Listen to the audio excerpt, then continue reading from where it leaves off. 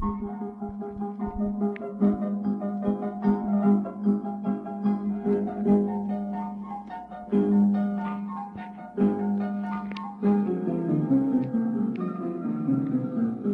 evening, this is Mae Brussell in Carmel, California.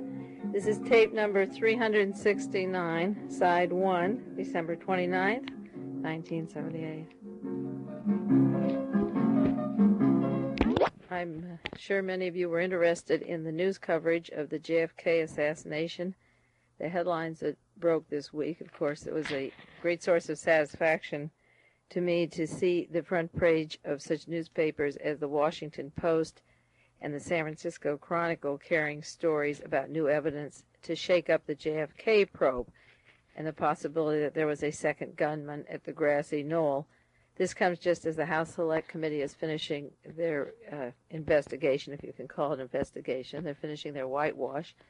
But it's important to take note of this article, particularly after doing 15 years of research, 15 years and 1 month to the day. That's December 22nd, 1978. The front page of the San Francisco Chronicle, the first paper I get in the morning, says, new evidence shakes up the JFK probe. It goes on, the House Assassinations Committee ordered an emergency hearing to study new evidence of a possible mystery gunman, in addition to Lee Harvey Oswald being involved in the killing of President John Kennedy. And, of course, I called Representative Stokes in Washington and Mr. Fenton, the chief investigator for the House Select Committee, and talked with them at length and suggested that this isn't new evidence, that they, number one, had covered it up all along. There was massive evidence that a shot came from the grassy knoll, that the grassy knoll shot would be the fatal headshot, which means that Lee Harvey Oswald didn't kill President Kennedy at all. And then I referred to the book, The Treason is My Daily Bread, that I talked about on tape number 346. This was August 18th, 1978. The references to this British agent named Zed, sent by Nazi Chief Martin Bormann living in Latin America. Bormann's close links, I told them, had to do with George de Mohrenschildt and Albert Osborne and Clay Shaw and the Permindex connections. This second gunman story throws out the, as I say, the guilt of Lee Harvey Oswald as the assassin. Of course, the House Select Committee will say that the second shot went amiss and didn't hit anybody, that all the shots that were fatal came from Lee Harvey Oswald, but that won't wash either, and they're really in a mess. One member of the House Select Committee was quoted in the newspaper saying it's a hell of a mess, and Representative Harold Sawyer from Michigan said the new evidence indicates without a reasonable doubt that 4 shots were fired at the motorcade. I also told them to get that car out of Dearborn, Michigan. It's stored there, the one that John Kennedy drove in, and rip out the seats. It was rebuilt later for Lyndon Johnson and was used up through, I think, Gerald Ford. Rip out all the seats and look into the metal of the back and see if you can't find some traces, because the new tests say that the shot either went right next to the car within 10 feet or inside the car, and I was told that there was something inside that car that hasn't been divulged and the car hasn't been examined. I have mentioned on other tapes that Buddy Walters from the police department in Dallas had picked up a .45 shell at the grassy knoll and had turned over to the police, and then he in turn later was killed by policemen, the witness who had this piece of evidence that was not used by the Warren Commission or the House Select Committee. And the book Treason for My Daily Bread says that this particular person used a .45, and that would fit in with the evidence that was picked up at the grassy knoll. Of course, coming at this time, it is an out for the House Select Committee. They covered up the assassination conspiracy at all levels, but it's an easy out for them because just when they're ready to give their report, they can say there's shocking new evidence and leave the door open for a conspiracy instead of spending the $6 million that they had in the 2 years that they had to start with this evidence and start with the conspiracy. They waited till the end and threw it in and said, whoops, we're out of money, we're out of time, our staff has already got jobs somewhere else. But the story, again, over the wire services was disturbing new tape. May show Kennedy shot from 2 positions. That was December 21st, the San Jose Mercury. came out with the two-position story that the gunmen were used in these locations. Later on, they tried to cover up that Kennedy was not shot from two positions, but a bullet went astray, and this is what they'll try to use in their conclusions, I suppose. The San Jose Mercury the next day had a story, tape analysis shows the shots fired at JFK from two spots. The Los Angeles Times had an article, December 22nd, new data in John Kennedy slaying called significant. Now, that was put on page 7, which is interesting. The Washington Post had a large front-page story. The San Francisco Chronicle had a large front-page story. The Washington Post was very impressive. It begins, experts track mystery JFK bullet from Grassy Knoll, JFK's assassination, and it got the position it should have had considering the importance of the story. But the Best Sour Grapes Award goes to the New York Times. That's the newspaper that used their Harrison Salisbury to write an introduction to the Warren Report 15 years ago, saying that anybody who questioned the findings was mentally deranged. And it was also the New York Times that had a large section on the condensation of the Warren Report for instant acceptance, that everybody would get the final word of the Warren Report when it came out 14 years ago. So on page A16, hidden behind a lot of other news and very unimportant, the lead story is panel told of 4 shots at Kennedy, that a shot could have come from the Grassy Knoll, and there may have been 4 shots, but it's a very low-key article coming from the New York Times that pushed the Warren Report so hard and made a lot of profit at it at the same time, and published an account of one of the printings of the Warren Report. They were very careful on page 16 to give it the least amount of space in terms of inches and headlines that they possibly could, and yet cover, and of course I call that the sour grapes. It's interesting to follow the way the media handles this kind of information after being part of the conspiracy cover-up for so many years. But as I say, the Washington Post was really upfront, just as they were in a great part of the Watergate story. They were anxious to get the news out for whatever reason, and they did cover a large story. The Assassination Information Bureau is a group of young men that was formed in the 70s, 1973, 74, and had that conference in Boston in 1975 that was the beginning of the setting up of the House Select Committee. And they're located in Washington, D.C. now, and they have a newsletter. I'm giving you the address here in case you don't have it.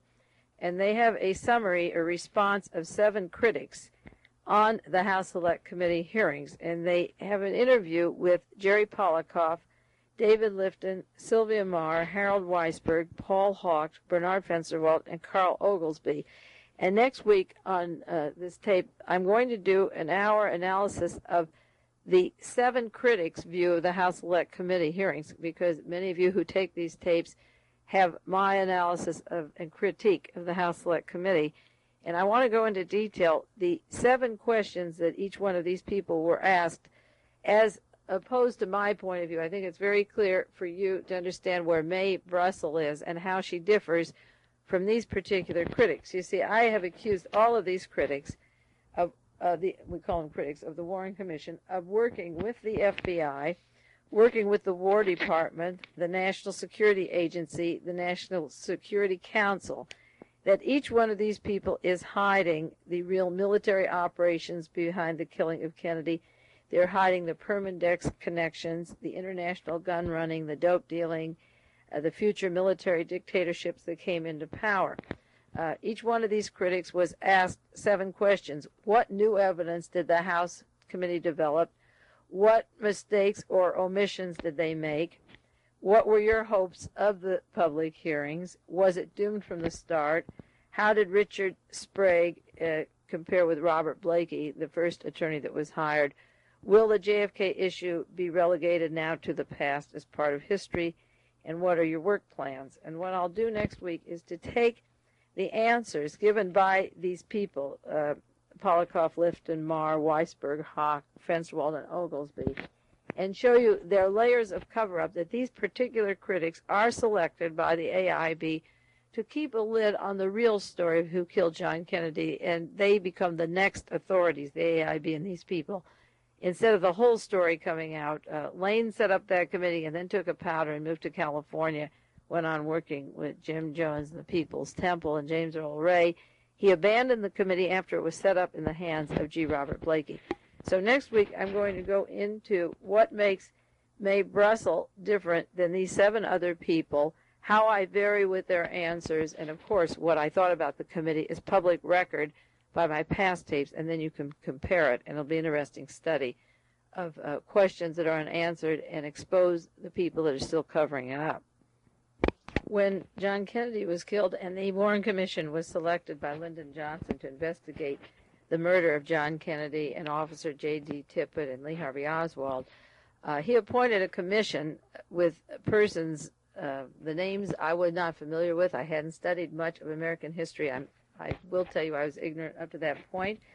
I vaguely knew some of these names, but I didn't know much about their background or what they had done. So when he appointed John J. McCloy and Earl Warren and Allen Dulles and John Cooper, Richard Russell, Gerald Ford, and Hale Boggs, I didn't know those men. I wasn't familiar with their work or who they represented in Congress or what clients they represented as attorneys. But I knew enough then to begin a file folder called Warren Commission Members. And every time there was a newspaper article from the time John Kennedy was killed and this committee was set up, the Warren Commission, up to the present day, I would throw articles about these particular people into these files to get a profile of the men that were covering up the murder of the President of the United States and the man that was charged with his murder. And then, of course, Louis Nizer was on that list because he wrote the introduction of the Warren Report, one copy, and Harrison Salisbury was on that list. And then when you study the biography of these people, you become very sure that they were hand-selected to conceal the real truths behind the assassination. Now, the same can apply for you people who are much younger or even older who understand the way to investigate now. Apply that to the House Select Committee on Assassinations, and I'm going to give you a beautiful example of doing research into the background of these people. I've given you on an earlier tape their names and addresses, and you can get it from other sources. Lewis Stokes, Richardson Pryor, Walter Fauntleroy, Von Burke, Christopher Dodd, Henry Ford, Floyd Fithian, Robert Edgar, Samuel Devine, Stuart McKinney, Charles Stone, and Harold Sawyer. Whenever you see their names, if you're so inclined, save articles about them, and you get an overview of the possibility of how or why they could be used this time to cover up. Later you'll find them involved in sex scandals and blackmails and payment under the table, such as Senator Talmadge is being investigated now, and a lot of scandals come up. This happened at the time of Watergate. The men in the Senate Select Committee investigating Watergate were all involved with surreptitious and clandestine activities across the board.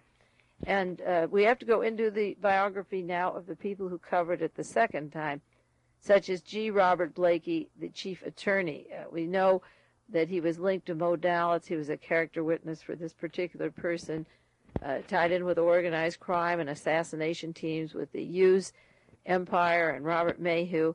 And now we have to find out if G. Robert Blakey is any relative to George Philip Blakey, who I mentioned several weeks ago on the tape number 367, Blakey of British intelligence, who set up a place to train assassins and brainwash people down in Jonestown. Is there any relationship between George Philip Blakey of the House Select not G. Robert Blakey, rather, of the House Select Committee, and George Philip Blakey from England? As I've said many times, you have to ask the most absurd questions, and sometimes you come up with some very weird and substantial answers.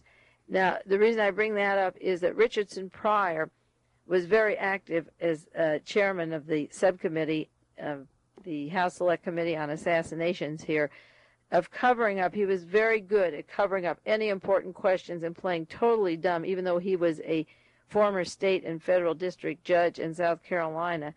As the chairman of the special subcommittee investigating the assassination of Kennedy, he was very clever. If you read their printed reports that will come out soon, you can see the quality of his questions and the evasiveness of the entire committee. But the San Jose Mercury had an interesting biography of Richardson Pryor that I think of interest, and I think it needs following up too, because he's looking for an important job. The lead article is Top Drug Panel Post Sought by Medicine Fortune Holder, San Jose Mercury. It says it's from the Washington Post. The holder of a pharmaceutical fortune, Representative Richardson Pryor, and that pharmaceutical fortune is Richardson Merrill Incorporated, wants to become the chairman of the House subcommittee that oversees the drug industry. Pryor acknowledged that he has several $1 million in the drug business and that it is potentially serious as a conflict of interest if he became the chairman of the health panel of the Interstate and Foreign Commerce Committee. This is an important job that's up for grabs, and he also has to supervise bills that are related to the drug industry while holding several $1 million worth of stock in drug company. The Richardson Pryor, the Judge Pryor that was so active in suppressing information on the House Select Committee that worked with G. Robert Blakey, with his links to modalities and so forth, is the head of a family holding called the Richardson Merrill Incorporated, the subject of vast, this is from the Washington Post and the San Jose Mercury, the vast controversies involving the production of A, the swine flu vaccine, B, thalidomide, C, anti-cholesterol drugs, which are now in the market, just this week exposed as also being cancer-producing. He's been the subject, his company, of massive lawsuits, and he also owns stock in Sterling Drug Company, which again goes to IG Farben and the Rockefeller compound. He said he recognized that there would be a potential conflict, but this is what Richardson Pryor said: I feel I could be fair and objective. I won't do anything the committee or the House leadership doesn't want me to do. Now that's in conflict with what we want them to do, because we saw the way he ran this House Select Committee. He also is chairman of the Select Committee on Ethics, and that may explain why so little happened to the Ethics Committee in the House of Representatives. There's another man, Representative Henry Waxman, from a Democrat from California, a liberal, who wants to be head of this drug committee, and they will be having hearings on the swine flu claims and so forth. But here is a direct conflict of interest right on the House Select Committee when you're studying a gun-running assassination team that are in narcotics, smuggling of weapons, mind control programs, the use of drugs for mind control, and these mysterious laboratories of Sterling Drug and IG Farben. Here's a man who certainly is representing firms that cause people to be paralyzed, to be crippled, these unnecessary swine flus that were done through his company, Richardson Merrill and Company, and this is the kind of person, just one of those people that was on the House Select Committee doing the dangerous work of covering up the murder of the President of the United States. I gave you December 13th the new subtitles of the investigation into Guyana, and I want to talk with you now about the area in Section 4, Mind Control, number 34, Fingerprinting, and UCLA and Jonestown, number 40 in that section on the Dr. Schacht, and also Section C, the conspiratorial links, number 59, having to do with the Hughes Medical Institute, genetics and immunology. I talked about the UCLA school and gave you that quotation about using the secret Nike bases in California that was published in that book by the Senate investigation on behavior modification. But also in that book, on page 319, the subject of fingerprint classification came out with regards to mind control experiments. This is a quotation from the book, which I really believe had nothing to do with mind control, except there was something that the UCLA school wanted to study on the fingers of people, and how in the world would you get the fingerprints off of them and be able to peel them off unless they were dead. They had a problem which they called fingerprint classification, because they said all fingerprint classifications group patterns in uniform, meaningful classes. But we have to break down these classifications and use what they called the Henry FBI classification of fingerprints, and also the medico-biological classification, which are due to differences in purposes. The FBI system of taking fingerprints is intended to identify and make strict replicas for their computers and for retrieval, from the computer retrieval. But the medico-biological system is planned to be a quantifiable definer of body symmetry, to interpret genetic and medical history of an individual, and to allow analysis of population, statistics for genetic, epidemiological, and medio-demographic studies. They were to devise a system other than the FBI for biological purposes, and that was part of the mind control program that was to take place at UCLA, which was stopped in late 1973 and I believe was continued down to Jonestown. The second hurried book that came out after the massacres down there, in addition to The Suicide Cult by Marshall Kuldorf, was one by Charles Krauss called The Guyana Massacre. These both came out right within weeks after the deaths down there. And in the book, Guyana Massacre, on page 150, it tells about the delay in getting the bodies and the problem with taking fingerprints from these bodies. It says the stories were that inside the coffins, the decomposed bodies were awful. Limbs had fallen off. There were infestation of maggots. There was more to be done. It was necessary to identify the human remains in the containers. Prints were needed from all 10 fingers because of the absence of names or identifying documents. The prints then had to be matched with fingerprints in FBI files. Around the clock, the mortuary crews worked on the decomposition. The hands lacked firmness to make fingerprints. This forced the crews to remove the upper layer skin from each finger, slip it on their own hands over rubber gloves, and make the inked impressions. Now, this is what I tried to tell Mrs. Bouquet, whose son was killed down there, or Mr. Harris, whose daughter had her throat cut down there. Her body didn't decay, but the other families' bodies had decayed, was that they should insist on autopsies that the fingers would be slipped off of these various people in the same way that Donald DeFreeze was sent from Los Angeles to Cleveland, Ohio to be buried minus head and fingerprints. And I maintained that the bodies were allowed to rot and decay so that they could be sent to Dover, Delaware, and that they would have an excuse to work with the Hughes Medical Institute to slip the fingers off of all of these bodies and do their experiments on genetics and immunology. So it's interesting that the very first book that came out, second book that came out, on Guyana, talks about slipping the fingers off, the 10 fingers off of the bodies to remove the upper layer of skin from each finger and to go ahead and then make their impressions. And the question is, were they making impressions or did they keep the skin for those fingers for other tests? Because, as I mentioned before, they could have come in within 12 hours and identified every single body if they didn't want to use the fingers for experimentation. Also in the paper this last few weeks was a series of articles on the Hughes Empire's secret role in medical research. But I just want to share parts of that with you, which I think have to do with the San Francisco connections and the use of money that could go down to Jonestown in areas that have to be further investigated.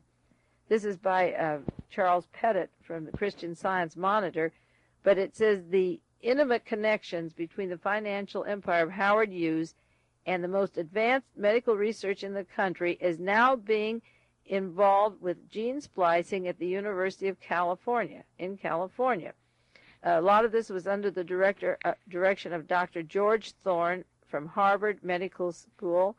The Hughes Medical Institute was founded in 1953 with Hughes Aircraft being the sole owner.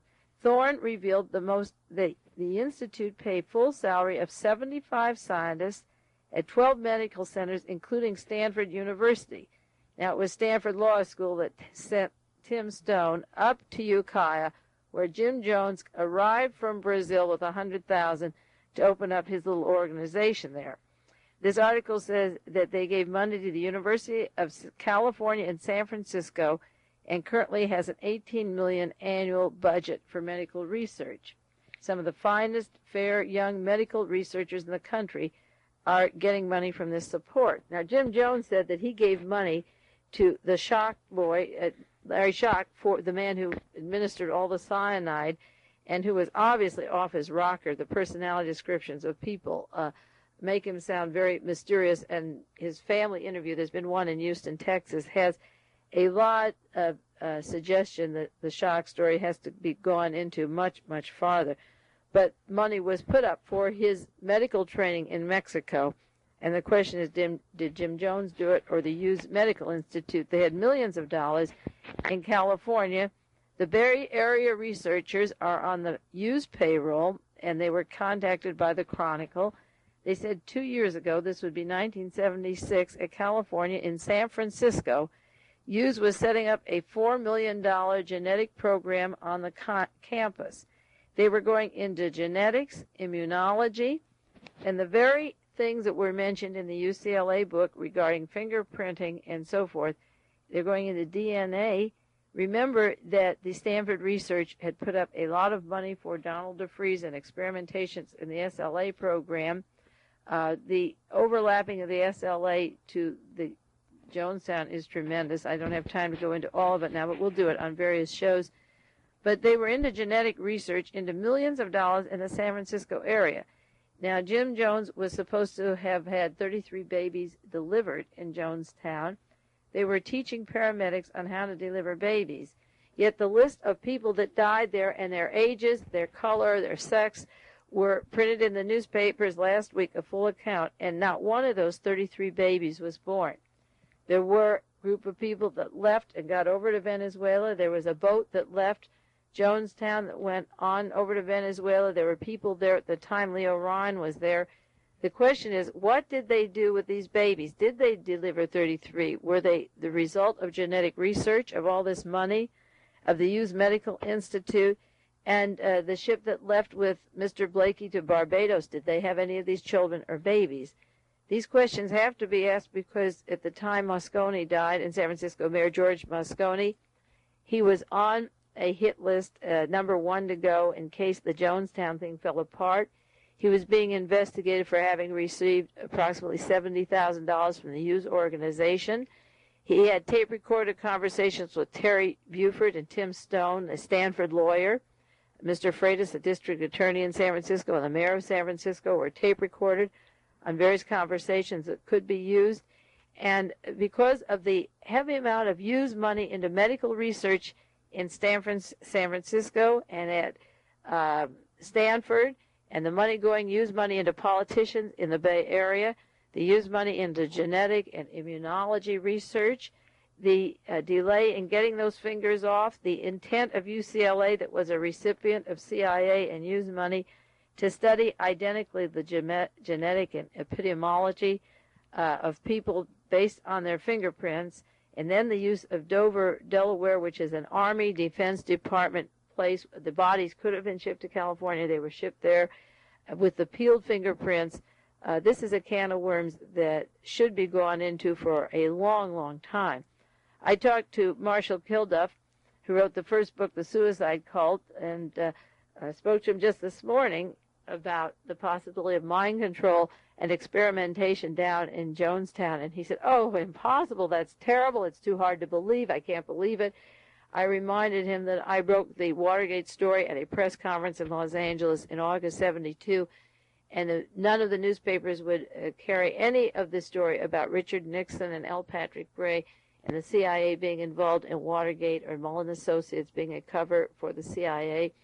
That took 9 months for James McCord to start speaking.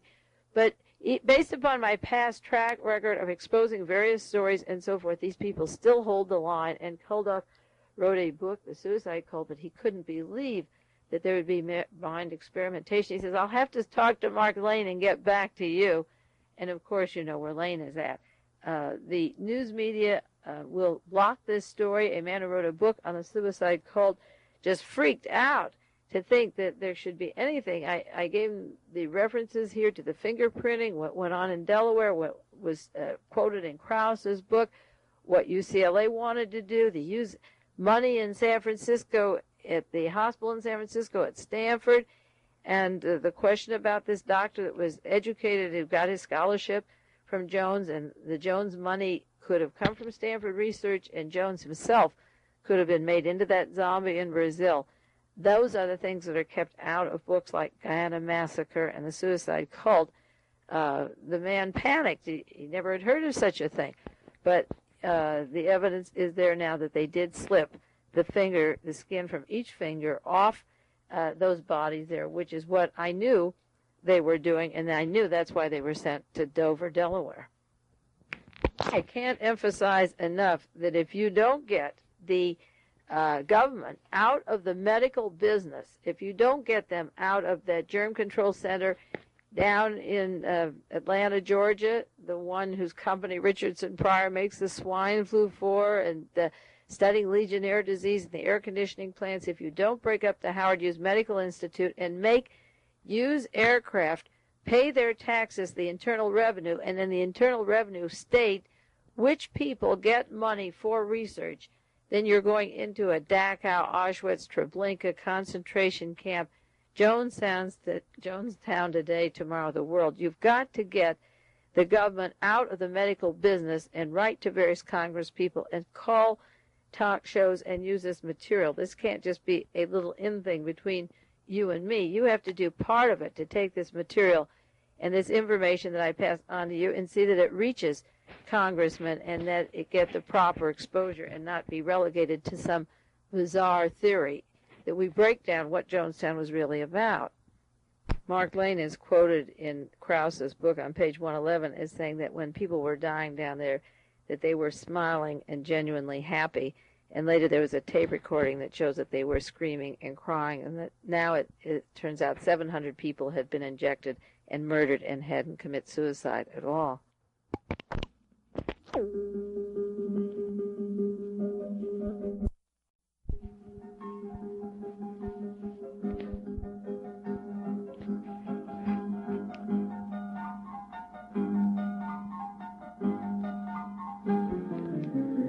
This is tape number 369, side 2, December 29th, 1978. I look at the date. It reminds me we tuck another year away and begin a new one. Keep well and happy. Do the best you can. I know I never get as much done at the end of that 1 year that I wanted to do, but I do more than I thought I could in other sections, and we keep working and studying and exposing, and I sincerely believe that's the only way we're ever going to make changes in society, is by spending the time looking for the answers. If things are wrong, if they're right, accept them and enjoy them. If they're wrong, try to change them. And, of course, my way is to try to expose the people that are doing the harm. And we'll do the best we can. You stay well and have a good year, and we'll all stick together and see what we can do this year, okay? Last week on tape number 368, I talked about that New York Times article by Nicholas Horrock about Mark Lane, the memo discussing Mark Lane smuggling Grace Walden, Grace Stevens, from Memphis, Tennessee, down to Guyana to Jim Jones. I don't have to repeat that for you. You have the printed sheet and the information on that particular memo. But thanks to a wonderful woman who lives up north near Ukiah, who takes these tapes and also heard me on KGO talking about this problem, she sent me a very important article from the Press Democrat. This is from Ukiah, Thursday, November 23rd, 1978, which answers the question of where is Maxine Swaney. The tape mentioned in the memo that if Mark Lane doesn't have the kind of contacts to get a passport, to use Maxine Swaney's passport to take Grace Stevens down to Guyana, it said, do you think we might offer to the tampering of Maxine Swaney's passport? We have her passport here, and it may be something similar to Grace Walden. If it doesn't look like her, we can swap the pictures, and it goes on. The drawback of it would be, of course, if a trader were to look at the immigration list, we would be caught in a minute. The good point of this would be we wouldn't run the risk of getting caught by a passport on the white market. Well, this woman mailed me an article, which I didn't have, and this is the great thing about these tapes, is that every week, every single day, I'm getting feedback from all of you from different cities, and it's just fantastic, the information I'm getting.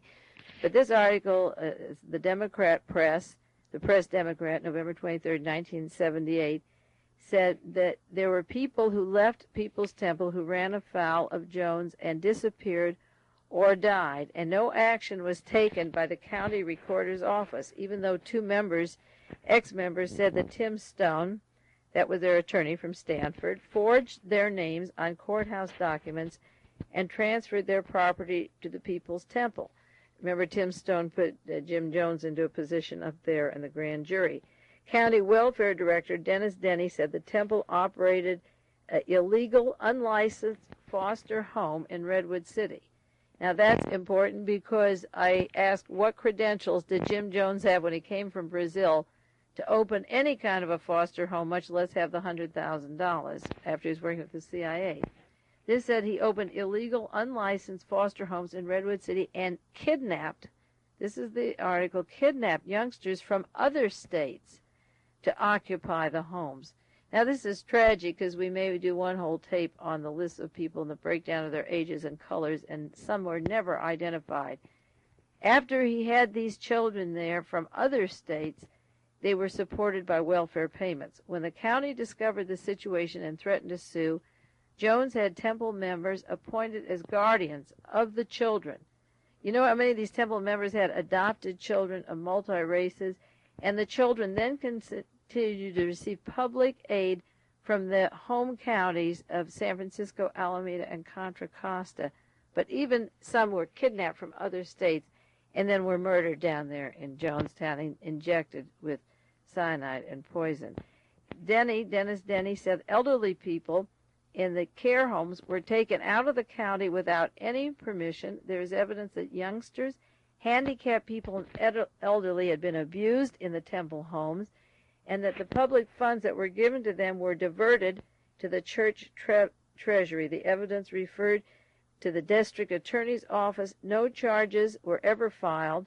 See, that goes into my section on immunity from arrest, Jim Jones. And then it goes into other people that died mysteriously. One was a Maxine Harn, who died mysteriously. She had 3 children, and she was hanged in the garage of her home in 1970. And she had just given a large amount of money to the church before her death, and Jim Jones predicted she'd commit suicide. A cousin claimed that she was devoted to her children. She didn't commit suicide. And then her 3 children were put in the custody of this foster home. Now, why did Jones want them unless, the Hughes Medical, the Stanford Institute, and so forth were going to ship them down and experiment on these people? They mentioned a John Head, a 22-year-old Yucayan, who took his own life in 1975. He was friends with Tim Stone, the attorney that set up the People's Temple. He gave the church $10,000 shortly before he died. He called a neighbor the night before he died, and he was at the temple. He said he had no money and nobody could bring him back to where he wanted to go. He'd been cleaned out of his money, and the next day he was dead, supposedly a suicide.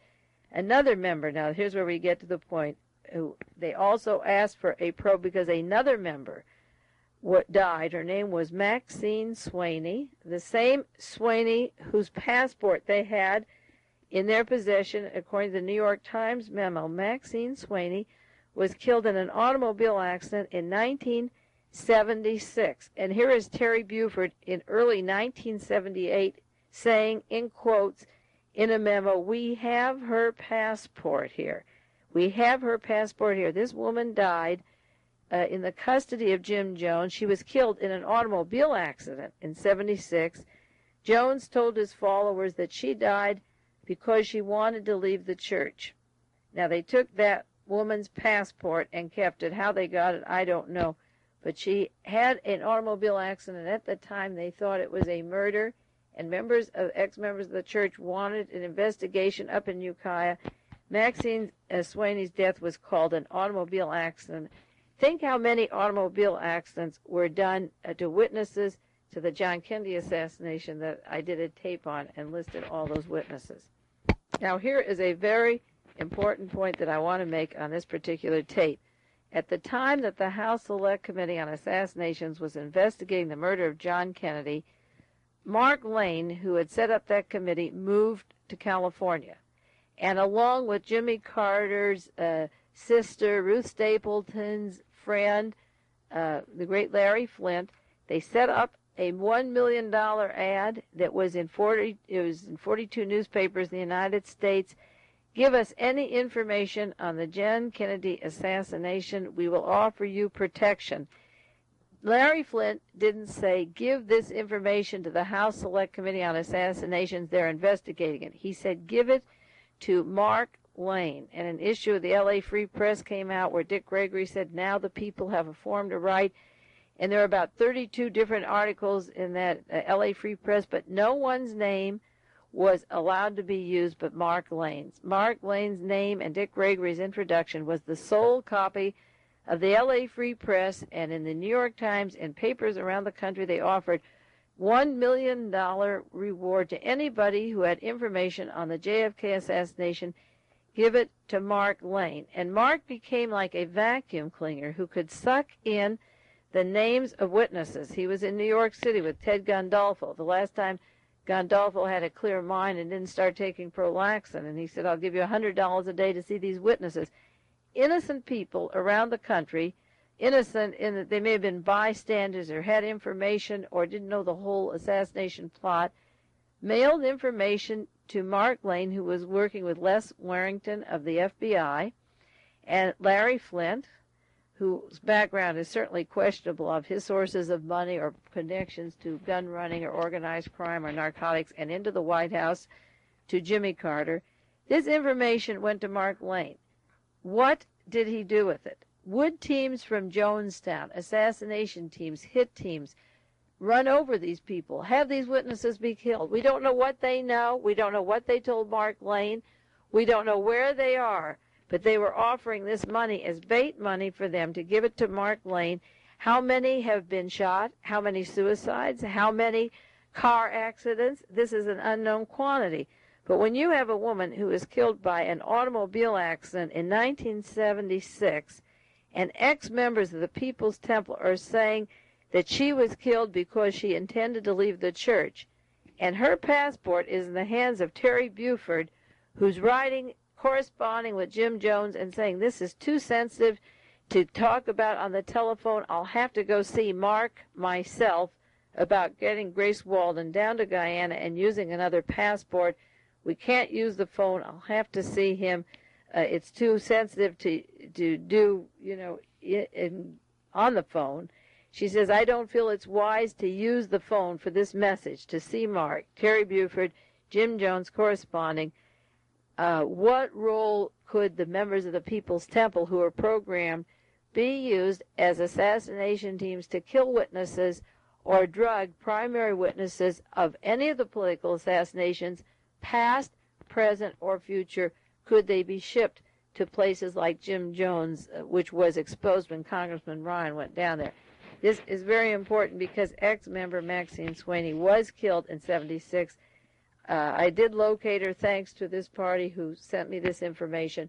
I've called all around the country and the State Department, but if you ask long enough, the answers come in. And this is a very valuable piece of information that has to be delved into. What did Lane do with the answers? Who did he turn them over to? Who are the people that contacted him? And will they be killed off by these zombies who can arrange car accidents or mind control experiments after they pass the information on to him? And they had no protection. Maybe they're unsung heroes in unmarked graves, and we don't even know where they are. New Solidarity, the newspaper put out by the Labor Caucus, November the 28th, 1978, has a breakdown how the British created the Jones cult, Reverend Jones and the People's Temple, the MK Ultra program, and the death cult.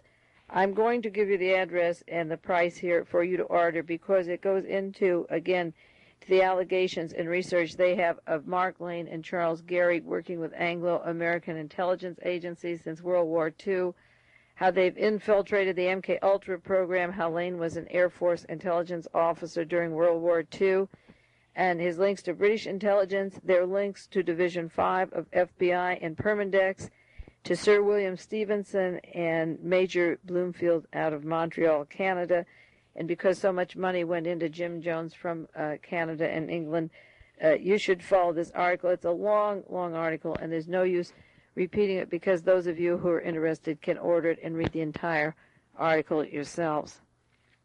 Another subscriber to these tapes, World Watchers tapes, up in the Bay Area, sent me an article which many of you, I'm sure, haven't seen, from the Redwood City Tribune, and I'm very grateful to them up there for sending this to me, dated December the 12th, 1978, copyright Redwood City.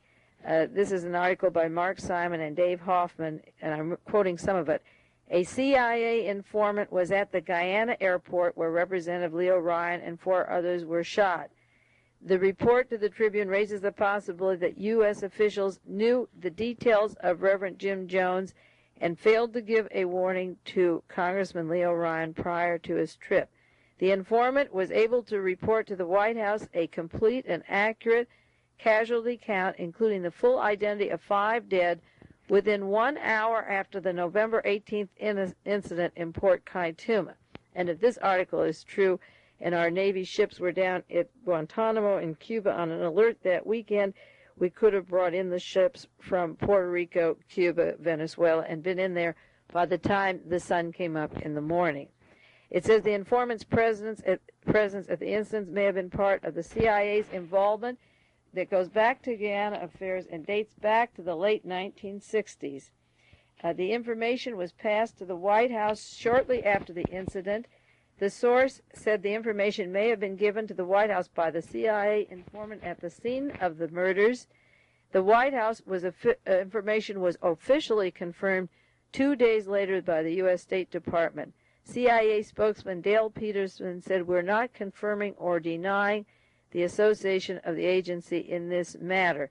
Peterson acknowledged the possibility of a use of a CIA representative at the American Embassy in Georgetown, Guyana, and that they received a call from an informant at the scene of the murders, but he wouldn't confirm or deny this. According to other sources, the CIA has been involved in Guyana since the overthrow in 1960 of the government when Guyana became independent in 1966.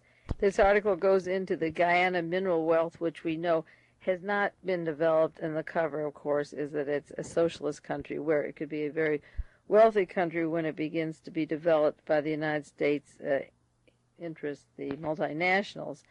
The CIA failed to inform Ryan of the dangers of the visit, the sources said, because they didn't want to jeopardize American-Guyana relations, which means they didn't want to jeopardize the future raising of the bauxite there, which is the principal source of aluminum.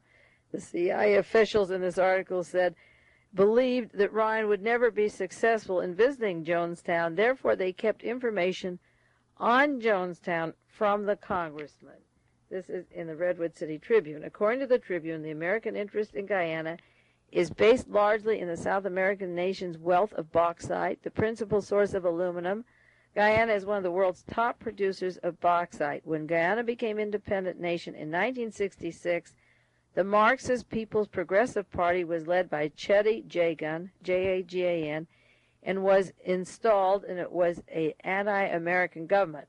A year later, the People's National Congress split from Jagan, and they installed in the government Lyndon Forbes Sampson Burnham, named prime minister. Although he on the cover is a socialist, he's friendly with the United States and the multinationals. And Burnham won an election there a year later by putting out Jagan with the help of the CIA, and won 14% of the population vote, and has been in power ever since. Now we get to the cozy relationship here of Mr. Burnham and an article in the San Francisco Chronicle, Monday, December 25th, titled "Sticky Questions About the Integrity of Guyana." It says, late in the afternoon of November 20th, a small twin-engine Guyanese Air Force plane loaded with treasure lifted off from Port Kaituma airstrip, where Representative Leo Ryan and 4 other members had been killed 2 days before. This is November 20th, before the bodies are evacuated, before anyone Army gets in there, and they're letting these bodies rot in the sun. It said on the plane were Ptolemy Reed, Guyana's deputy prime minister, and Viola Burnham, whose husband, L. Forbes Burnham, has ruled the country as prime minister for almost 15 years. Reed and Mrs. Burnham spent the afternoon of November the 20th viewing the carnage that had been discovered at Jonestown. Few people in Guyana knew that Ptolemy Reed and Mrs. Burnham Burnham personally brought more than $1 million in currency, gold, and jewelry that was recovered and uncovered among the ruins of the People's Temple, and they took it back to Georgetown. The wife of the man that CIA put into power in Guyana flew in with Ptolemy Reed, the prime minister, and took out $1 million in diamonds and gold and jewelry that was left there and took it back to Georgetown. Fewer still know where the valuables are now. It's weeks later, and the police officials confirmed that the cash was aboard their plane, but they assure the foreigners who ask that that fortune is still intact. Despite assurances such as these, opponents of the Burnham government are asking questions about the relationship of the Guyanese government, the People's Temple, and what went on there. The Chronicle article goes on to say that questions have been asked of the integrity of public figures and institutions. The Burnham government has attempted to ignore questions from its domestic opponents about the People's Temple as to why they were allowed to settle in Guyana in the first place, the extent of access, that means that secret boat and airplanes that landed and took off, and the privileges that they achieved in dealing with the government and the groups involved in local and political affairs. In the Guyana Massacre, in the book The Guyana Massacre by Charles Krause, on page 39, he talks about flying into Guyana and accompanied by various officials. And it said, as we mulled around, sweating in the late afternoon heat, waiting to get into Jonestown, the guards were there with a gun. A guard whose name I never did get became somewhat friendly. He told us that every now and then, once or twice a month, private planes would land at the airstrip and pick up badly injured Americans from Jonestown. The guard told us that the townspeople and police were always told the Americans were injured working with machetes and machinery, but the guard made it clear that he thought the accidents that seemed to occur so frequently were more than a little suspicious. Now, that's what I mean by access. They're asking now the extent of the access and the privileges. That book on mind control talked about secret bases in Puerto Rico for experimentation. And I know the CIA has some Chile and probably all of Latin and South America. And Jim Jones talks about being harassed, and he says, do you want the 1,200 people here to die? There's 1,200 here. He didn't say all together or in San Francisco. And, of course, we know that there were 913 dead and or 912, and then a handful that were in Georgetown and a few that got away. And, of course, it remains, where are the others? I spoke to a newspaper man, I might have mentioned this on one of the tapes, from San Jose that said that there was a burial grave of several hundred outside Jonestown, and I believe he said he saw it or knew about it. And, of course, getting back again to the experimentations, the babies, the people being flown out, the accidents, how many were taken out, how many were experimented on, who was born, what were they doing there, and was this $1 million of gold and jewelry that was uncovered a payoff for Mr. Burnham for what happened, for the embarrassment? Here is a man, Ptolemy Reed, who's already linked through blackmail and sexual pictures, of being compromised by Jim Jones and the team that went down there. But you have the wife of the husband of L. Forbes Burnham flying in. All these bodies are there. They haven't been picked up. They haven't been identified. The same plane that took them in from Georgetown to pick up the gold could have brought in those people in Georgetown that could have identified these people. They were lying there, rotting in the sun, bloating up, maggots taking the bodies. Well, these great public officials fly in and take $1 million in hard cash and go back to Georgetown. They certainly knew where the money was. They were delaying sending in troops. By then it was the 20th. The American troops and the medical teams could be in. The bodies were just spread out on their faces so that you couldn't identify who they were, or these possibly kidnapped children that were taken from other states. That's one of the reasons I thought they were face down, is that somebody at home would recognize those faces in the mass photographs, and it was necessary because they were marked with markers who had had the cyanide and who hadn't, and name tags were already on some of them, to turn them face down so nobody would recognize them, and maybe some very important witnesses or persons who had information on these assassinations that were involved could have been down there, but we'll never know because they were face down. And yet Dr. Ptolemy Reed, Guyana's deputy prime minister, and Viola Burnham, whose husband ruled the country as prime minister for 15 years, flew in, took the money, and left, and surveyed what they saw, which was the carnage. They viewed the carnage, spent the afternoon, took the money, and left. I think it's interesting that the woman that is working with Mark Lane, who many of the members of the People's Temple distrust, who traveled around Europe and Panama and the Bahamas making deposits of these millions of dollars for Jim Jones, this Terri Buford, has a background in Navy. She was a Navy brat. They described her as a Navy brat. She taught religious school as a child, Sunday school at the Philadelphia Naval Base, and her father is former naval commander Charles T. Buford, Jr. This is the father of Terri Buford, the woman who was called the mastermind behind Jim Jones. That's important because of the role of Stansfield Turner, the head of the CIA in Navy intelligence, Jimmy Carter, who passed off Jonestown as just being a freaky religious cult with his Navy intelligence background, a graduate of Annapolis, and of course the acting director of the FBI during Watergate. L. Patrick Gray was also a classmate of theirs, a graduate of Annapolis, and the Navy was responsible for bringing the Nazis from Germany down to South and Central America, where they were doing genetic and immunological experiments also.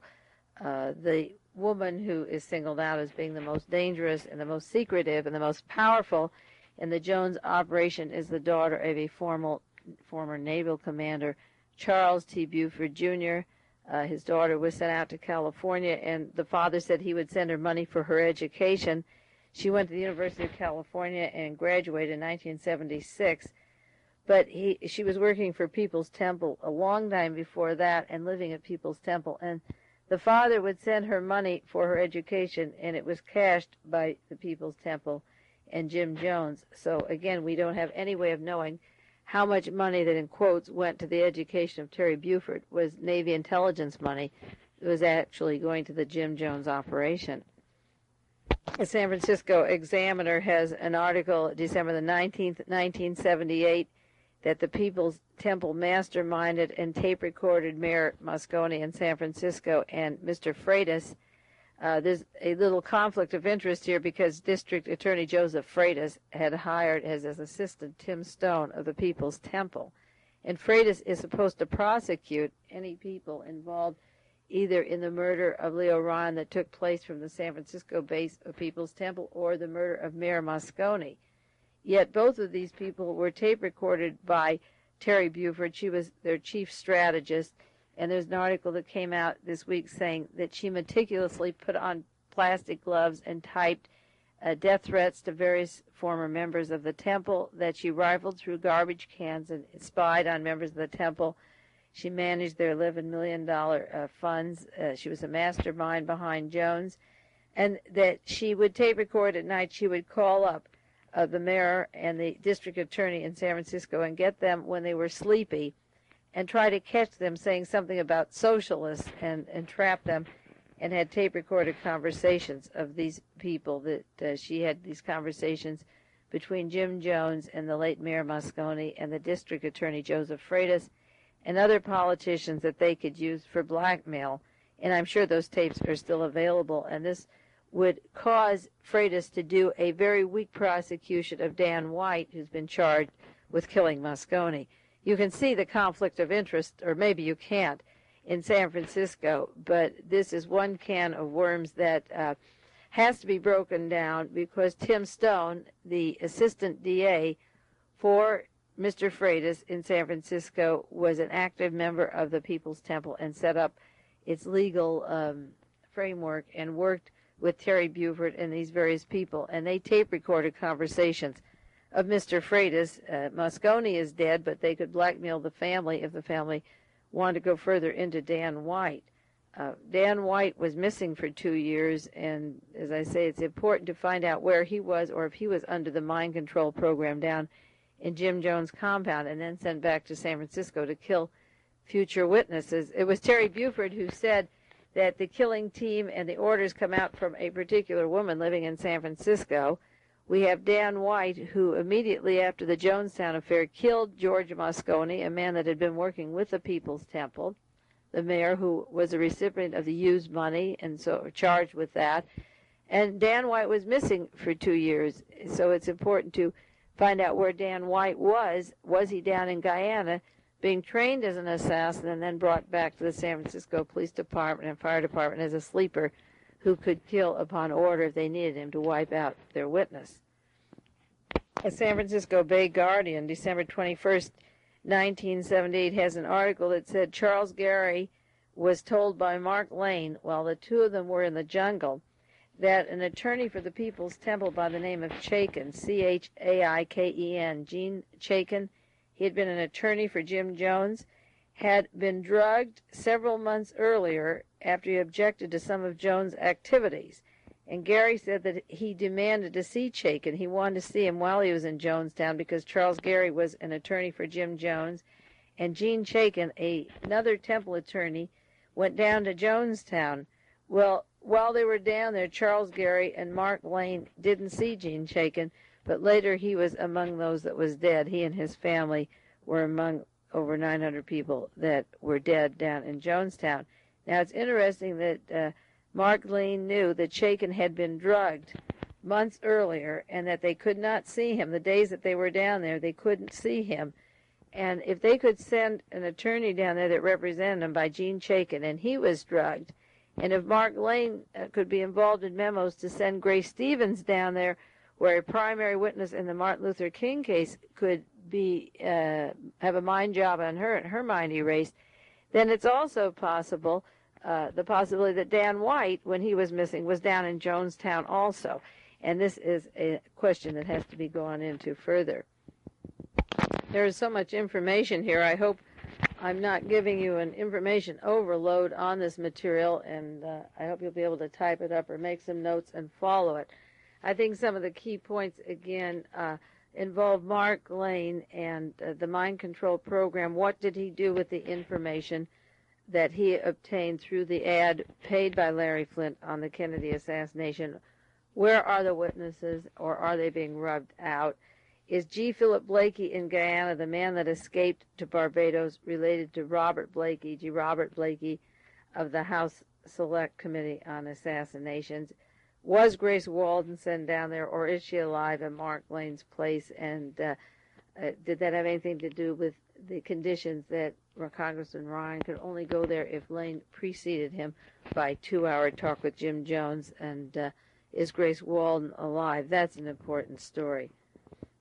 And, of course, where are the tapes of the conversations that Jim Jones and Terri Buford made with former Mayor George Moscone and Freitas in San Francisco? Certainly, District Attorney Joseph Freitas should be removed from prosecuting both Dan White and the People's Temple investigation, because there's such an obvious conflict of interest with him and Tim Stone from Stanford, who set up the People's Temple in the first place. Once again, we're running out of time. I have hundreds of hours of material to share with you, but we do the best we can. I'll be back with you next week, and take care, and Happy New Year.